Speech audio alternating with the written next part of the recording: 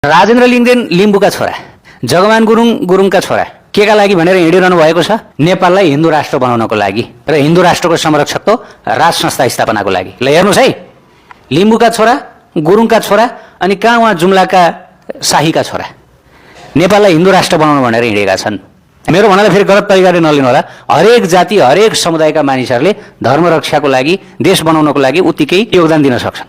अब हेर्नुस्, लिम्बुका छोरा गुरुङका छोरा हिन्दू राष्ट्र बनाउनु पर्छ, सनातन धर्मको रक्षा गर्नुपर्छ, राज संस्था चाहिन्छ भनेर हिँड्नुहुन्छ। अब उता बाहुनका छोराहरू हेरौँ, नेताजीहरू, उहाँहरू के भन्नुहुन्छ? हुँदैन हुँदैन, सनातन हिन्दू राष्ट्र हुँदैन, धर्मनिरपेक्ष हुनुपर्छ, धर्म सर्म काम छैन, देशको कुनै धर्म संस्कृति हुँदैन।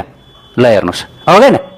बाहुनका छोराहरू एकापट्टि, सबै एकापट्टि धर्म विरुद्ध, धर्म चाहिँदैन, धर्म निरपेक्ष चाहियो भन्ने, अनि यता गुरुङका छोरा लिम्बुका छोरा आदिले चाहिँ होइन, सनातन धर्म चाहिन्छ, देशको पहिचान जोगाउनु पर्छ, धर्मै नै हिँड पशु बिसमा, धर्म भएन भने पशु समान हुन्छ भन्दै हिँडिरहेका छन्।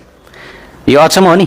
वास्तवमा धर्म बचाउनु पर्छ भनेर हिँड्नु पर्ने त ब्राह्मणहरू हो नि, ती ब्राह्मणका छोराहरू हुन् नि, ती जति पनि नेताजीहरू हुनुहुन्छ अधिकांश त ब्राह्मणकै छोराहरू देख्छु म। धर्म बचाउनु त उहाँहरूको कर्तव्य हो, किन उहाँहरू ब्राह्मण हो। किन शास्त्रमा पनि गाई र ब्राह्मणलाई धर्मरूप मानिएको छ, गाईलाई र ब्राह्मणलाई धर्मरूप मान्नु भनेर शास्त्रमा भनिएको छ, हैन? जो धर्मरूप हुनुपर्ने, जसले धर्म बचाउनु पर्ने, अरूले धर्म मासे भने पनि ए खबरदार धर्म मास्न पाइँदैन है भन्नुपर्ने, उनीहरू चाहिँ होइन धर्म मास्नै पर्छ भनेर लाग्ने। अनि यहाँ बिचरा जो जन्मले ब्राह्मण छैनन्, जन्मले ब्राह्मण नभएर के भयो त? विचार र सोचले त ब्राह्मणै हुन्। जन्मले जो ब्राह्मण भएका छन् अब उनीहरूले चाहिँ धर्म बचाउनु पर्छ भनेर हिँडिरहेका छन्। ल हेर्नुहोस्, होइन त? शास्त्रमा जुन बताइएको छ कि अन्य युगका जो राक्षसहरू कलियुगमा ब्राह्मण भएर जन्मन्छन् भनेको यो सत्य हो, यो सत्य हो। मैले सबै ब्राह्मणहरूलाई भन्दिनँ, यहाँ कति ब्राह्मणहरू एकदम महान सन्त साधु महापुरुषहरू पनि हुनुहुन्छ, उहाँहरूलाई म ढोक गर्छु, प्रणाम गर्छु, तर अधिकांश लगभग 99% ब्राह्मणहरू कलियुगमा राक्षसै हुँदो रहेछन्। अब भएन त राक्षस, धर्म बचाउनु पर्छ भन्ने ठाउँमा चाहिँ धर्म नष्ट गर्नुपर्छ भन्ने पक्षमा छन् उनीहरू। वास्तवमा धर्मनिरपेक्ष भनेको त यो त धर्म नाश गरेको, धर्मलाई मारेको, धर्मै नमान्ने पन्थमा उनीहरू लागिरहेका छन्। र फेरि अधिकांश जो ब्राह्मणहरू छन्, ब्राह्मण कुलकै छन्, उनीहरूले भोट उनीहरूलाई नै हाल्छन्, जो धर्म मान्नुहुन्न भनेर हिँड्छन् उनीहरूलाई नै भोट हाले हुन्छ, उनीहरूकै कार्यकर्ता भएर हिँडिरहेको हुन्छ, उनीहरूलाई नै समर्थन गरिरहेको हुन्छ ब्राह्मणहरूले।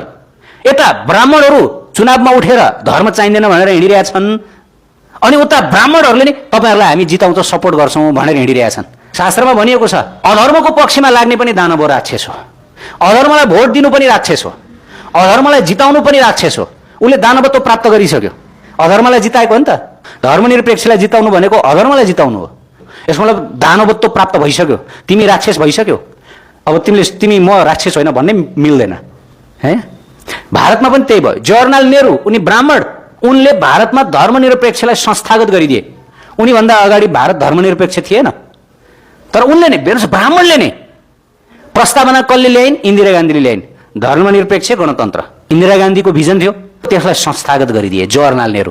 तर अब सत्यको जित त हुन्छ। मैले महाभारतमा पढेको छु, अधर्मको जित कहिले पनि हुँदैन, असत्यको जित कहिले नै हुँदैन, र विष्णुको हार कहिले पनि हुँदैन। भइदियो के? हेर्नुहोस्, नरेन्द्र मोदी यी त कोही ब्राह्मण होइनन्, होइन, ब्राह्मण कुलको त होइनन्, तर पनि यिनले धर्म बचाउन भनेर आए र सफल भइरहेका छन्, जनताहरूले साथ दिइरहेका छन्। नेपालमा पनि त्यही हुन्छ। यो अधिकांश नेपालका ब्राह्मणहरूले धर्मलाई नष्ट गरिदिन्छन्, मारिदिन्छन्, तर कोही गैर ब्राह्मण कुलमा जन्मिएकोले धर्म बचाउन भनेर आउँछ र ऊ सफल पनि बन्छ। जन्मले हेर्दैन, सत्यले हेर्छ। धर्म सत्य हो, परम सत्य हो। जसले धर्मलाई स्थापना गर्न भनेर हिँडेको हुन्छ, भलै ऊ जुनसुकै जात हो, जुनसुकै पृष्ठभूमिमा जन्मिएको होस्, उसलाई धर्मले साथ दिन्छ, भगवानको शक्ति मिल्छ, समस्त साधु सन्त ऋषि मुनिहरूले शक्ति दिनुहुन्छ र उसले जित्छ। अधर्मले कहिल्यै जित्दैन, लेखेर राख्नुहोस्, ढिलो जित्छ तर धर्मले नै जित्छ।